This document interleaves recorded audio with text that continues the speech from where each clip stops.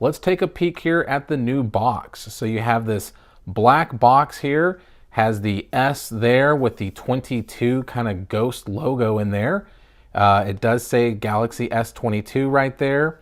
And then on the sides, it does say Galaxy S22 here. And then on this side, it says Samsung.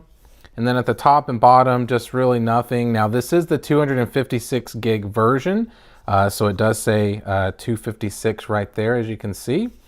And then here on the back, it just kind of has a little bit of a breakdown of what is contained inside the box. So very slim, small box. Let's go ahead and get it open. So I got my handy dandy pocket knife here. And like I said, guys, have not broken the seal yet. So let's go ahead and cut this one and this one. All right. All right. And here we go.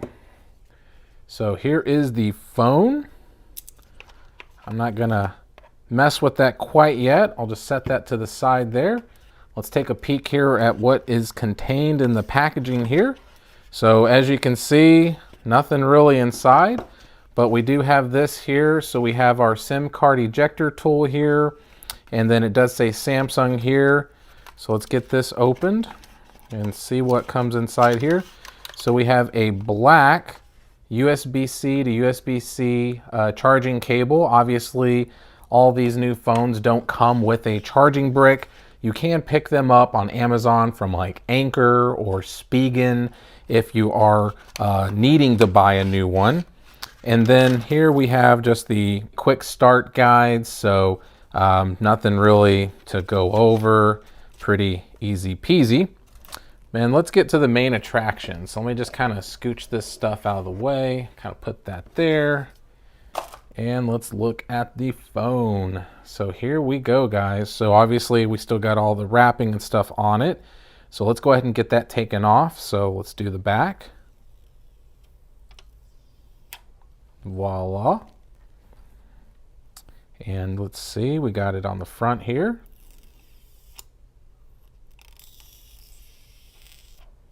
There we go. And let's see, do we have any on the sides here? Yes, it looks like we do. So let's go ahead and get those taken off real quick.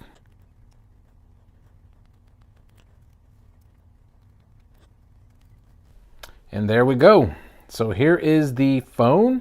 This is the Phantom Black S22, as you can see here.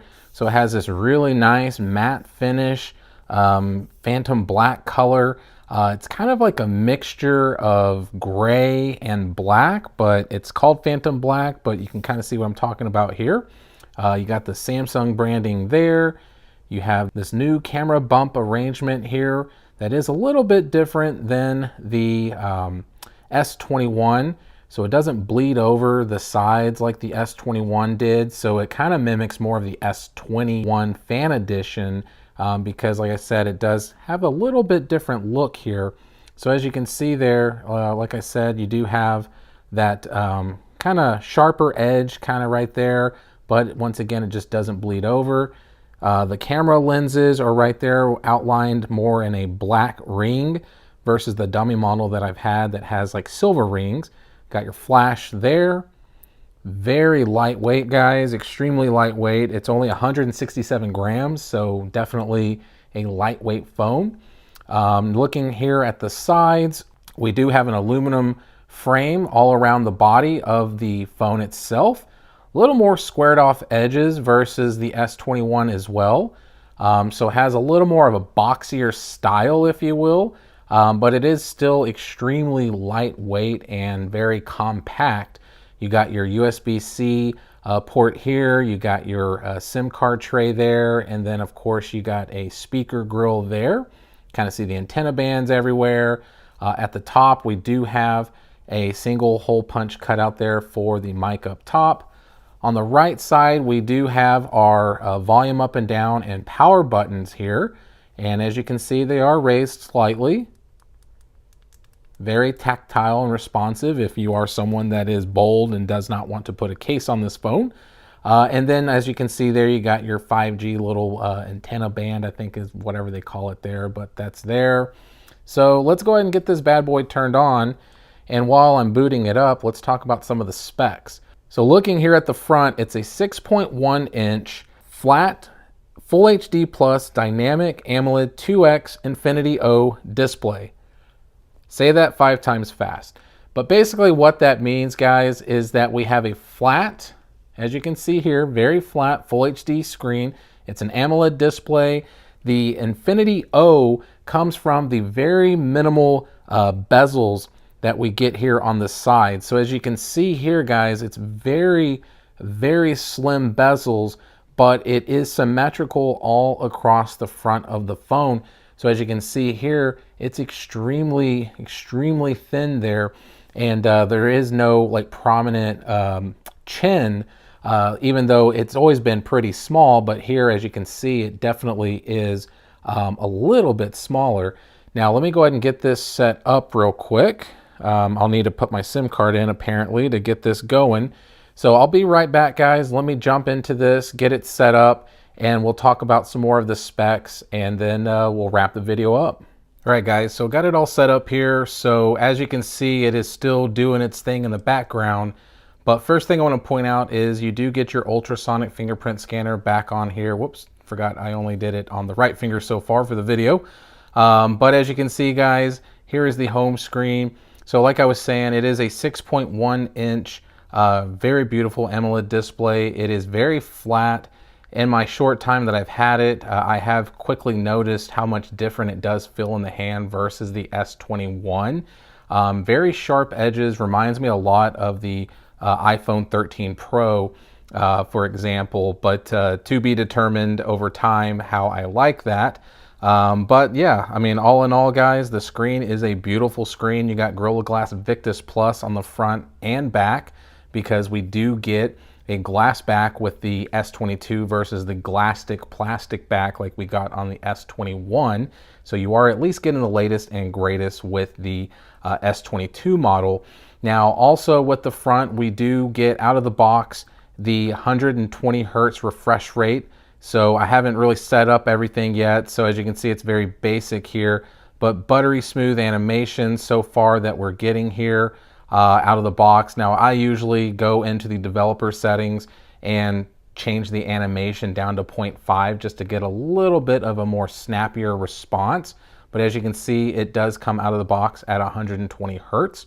Now on the back here, guys, I will kind of talk real brief about the cameras.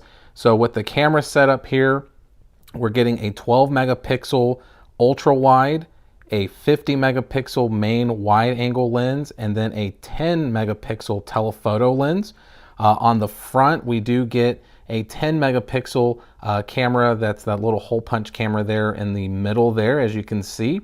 As far as recording capabilities go, we are going to be able to record up to 8K at 24 frames per second, but obviously most people won't record in that. I know I probably won't, but you can do 4K up to 60 frames, 1080 up to 240, obviously with slow-mo, but you can do 60 and 30, and then 720 obviously as well for that really super slow-mo stuff. Now, as far as the battery goes on here, we got a 3700 milliamp battery, so a little bit smaller than the S21. To be determined how the quality of this battery life is going to last. So far, I've seen about 6 hours of screen on time, which is about on par with every other phone, it seems like, that's around this size. So to be determined with my testing for my full review. You get IP68 water resistant rating on this phone as well. Overall, with the dimensions and everything in the hands, guys, it's a really, really compact phone. The button placement as well is definitely a little bit lower and different. So when I'm holding the phone, my finger is resting on that power button, where with the S21, it was just a little bit higher, which I don't mind, but I wonder how many accidental touches of the power button I will have once I use this as my daily driver moving forward. But all in all, guys, the phone feels fantastic in the hand. It's such a smaller phone. Just I can tell from the beginning of taking it out of the box. I do wish that the sides were matte finish. Unfortunately, they are aluminum, but I wish they had maybe like a matte finish coating but I'm always going to pretty much have a case of my phone, so I don't think that's going to be a big deal for me. But if you are someone that likes a skin, you can put like a matte finish skin on the sides to help a little bit with that grip. The back's a little smooth, even though it is a matte finish. It's not a fingerprint magnet, obviously, so that is very welcomed, but you will eventually start to show a little bit of the smudges and oils from your fingers, but a quick little wipe down with your shirt will make it look nice and shiny again. But for this phone, it's $799. I got the 256 gig version. They were doing that free upgrade with the memory, like most phone carriers were doing, and even Samsung was doing. So I got 256 gigs. It's got 8 gigs of RAM. We are getting the latest and greatest from Snapdragon with the Snapdragon 8 Gen 1 chip. So to be determined as well as far as performance goes with the phone itself.